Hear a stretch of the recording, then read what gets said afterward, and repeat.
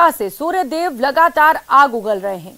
दिन और रात के तापमान में लगातार बढ़ोतरी दर्ज की जा रही है। 13 मई को जिले का अधिकतम तापमान 44.6 डिग्री सेल्सियस दर्ज किया गया। तो वहीं मौसम विभाग ने आगामी 2 दिनों तक तापमान में बढ़ोतरी का दौर जारी रहने की संभावना व्यक्त की है।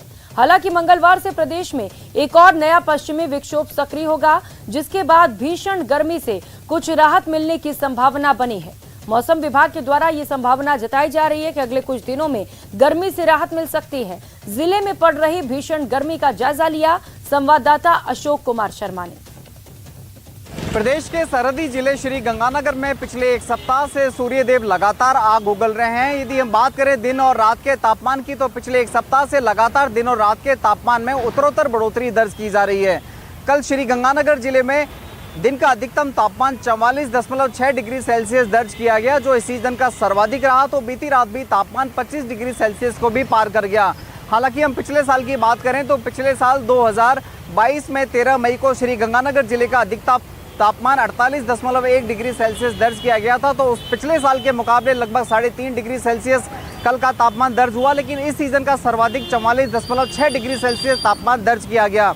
अभी इस समय हम श्री गंगानगर जिला मुख्यालय के सुखाड़िया सर्किल पर मौजूद है और यहाँ का हम आपको नज़ारा दिखाएं तो देखिए, माना जाता है ये श्री गंगानगर का सबसे व्यस्तम चौराहा है, लेकिन उसके बावजूद भी आप देख पा रहे हैं कि जो अमूमन रूटीन में जो ट्रैफिक रहा करता था वो ट्रैफिक अब यहाँ पर नहीं है।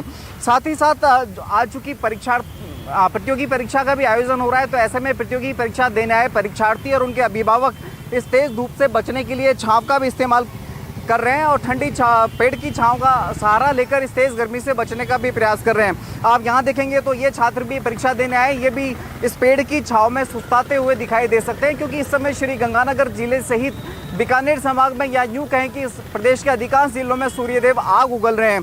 तेज़ धूप के दौरान घर से बाहर निकलते समय पर्याप्त इंतजाम करके चलें। रेगुलर इंटरवल पर ठंडा स्वच्छ पानी पीते रहें, रेगुलर इंटरवल पर जूस का इस्तेमाल करते रहें। साथ ही साथ अपने चेहरे और सर को भी ढका रखें ताकि डायरेक्ट सनलाइट में आने से बचा जा सके और हीट स्ट्रोक के चपेट में भी आने से बचा जा सके।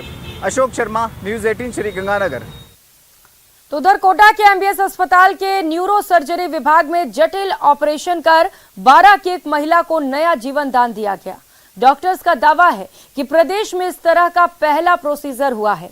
केवल 3 सेंटीमीटर का चीरा लगाकर नवीन तकनीक से दिमाग की गांठ का ऑपरेशन किया गया। करीब 2 महीने में सिर में गंभीर दर्द और चक्कर से महिला पीड़ित थी।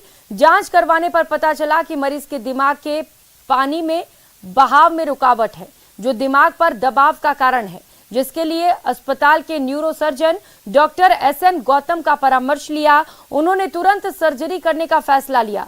सर्जरी के बाद एमआरआई की जांच करवाई गई, जिसमें पाया गया कि मरीज के अंदरूनी दिमाग में गठान है, जिसके बाद मरीज की गठान का ऑपरेशन करने का फैसला हुआ। डॉक्टर एसएन गौतम और टीम ने दिमाग के गहरे हिस्सों से गठान को निकाल डाला। इस तरह के ऑपरेशन भारत में कुछ ही सेंटर्स पर किए जाते हैं। ये ऑपरेशन बिल्कुल निशुल्क हुआ। वाइफ ऑफ रामेश्वर, जो कि 52 वर्ष की महिला है, ये हमारे पास मेडिसिन डिपार्टमेंट एमबीएस हॉस्पिटल में सिर दर्द और उल्टी की परेशानी करके भर्ती हुई थी। उसका सीटी स्कैन कराया तो उसमें हाइड्रोसेफलस नाम की बीमारी थी। उसका इमरजेंसी में शंट करके ऑपरेशन कर दिया। उसके बाद इसका एमआरआई स्कैन करवाया तो एमआरआई स्कैन में इसको 3rd वेंट्रिकल में एक सिस्ट पाई गई, जिसको कि कोलोइड सिस्ट बोलते हैं। तो उसका हमने ऑपरेशन का निर्णय लिया मरीजों की सहमति से, जिसमें सिंगल पोर्ट के द्वारा हमने इस टेक्निक से इसका ऑपरेशन किया।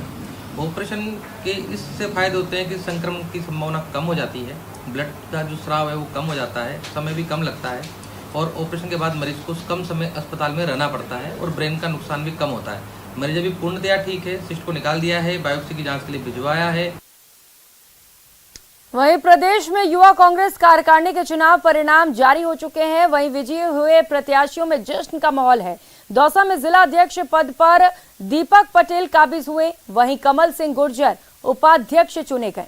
जिला अध्यक्ष के गांव में युवाओं ने आतिशबाजी करते हुए जीत की खुशी का इजहार किया और इसके बाद डीडवाना गांव से मंडावरी तक वाहन रैली भी निकाली गई। इसके बाद जिला अध्यक्ष को 51 फीट लंबा साफा और 51 किलो की माला पहनाकर भव्य स्वागत किया गया।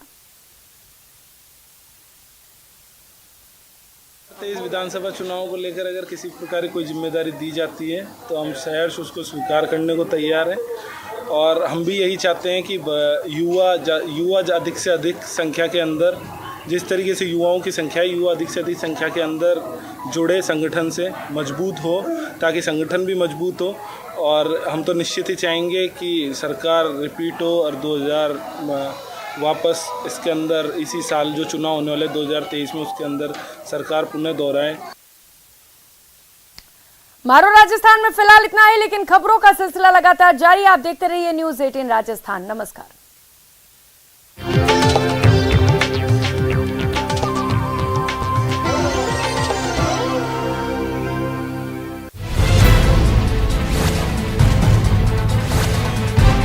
मैंने सिन्हा जी से आजादी के इस अमृत काल में विकसित भारत के संकल्पों की सिद्धि के लिए आशीर्वाद मांगा है। मां अंबा, अर्बुदा मां,